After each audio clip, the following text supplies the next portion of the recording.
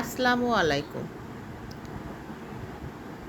আজকে আমি রান্না করব খুবই সিম্পল একটি রান্না, আলু দিয়ে গরুর মাংস ভুনা। এইভাবে গরুর মাংস রান্না করলে আমার বাসার সবাই অনেক বেশি পছন্দ করে।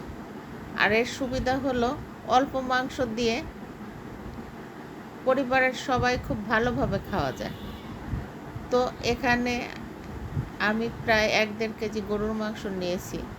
এবার একটি পাত্রের মধ্যে আমি পরিমাণ মতো তেল দিয়ে তার মধ্যে আমি পেঁয়াজটাকে বাদামি করে ভেজে নেব। এটা ভাজা হলে এর মধ্যে আমি ১.৫ টেবিল চামচ আদা বাটা, ১.৫ টেবিল চামচ রসুন বাটা দিয়ে একটু ভেজে তার মধ্যে আমি ১.৫ চা চামচ জিরা বাটা দিয়ে দেবো। জিরা বাটা দিয়ে আরেকটু ভেজে এর মধ্যে আমি স্বাদ মতো মরিচের গুঁড়া, হলুদের গুঁড়া আর ২ চা চামচ ধনিয়ার গুঁড়া দিয়ে আমি একটু পানি দিয়ে মশলাটাকে সুন্দরভাবে কষিয়ে নিব উপরে তেল উঠে আসা পর্যন্ত।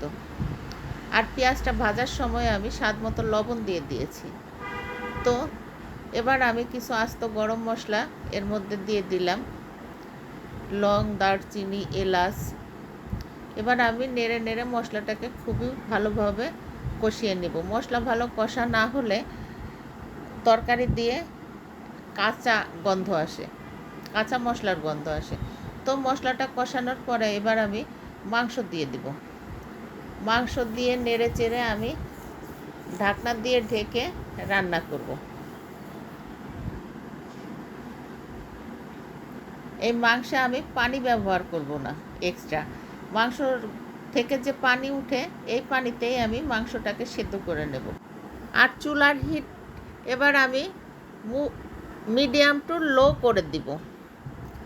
আমি আস্তে আস্তে সময় নিয়ে রান্না করব। তো এই তো আমার রান্না প্রায় কমপ্লিট। মাংসও সেদ্ধ হয়ে গেছে, আলুও সেদ্ধ হয়ে গেছে।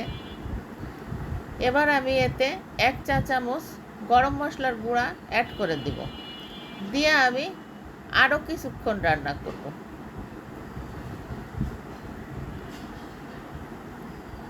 এইভাবে মাংস রান্না করলে খেতে কিন্তু খুবই মজা হয়।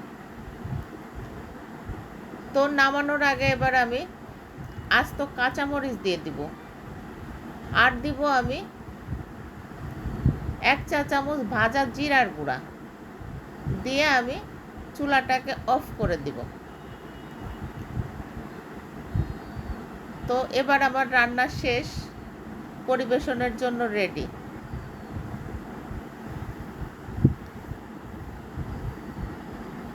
ধন্যবাদ সকলকে সাথে থাকার জন্য।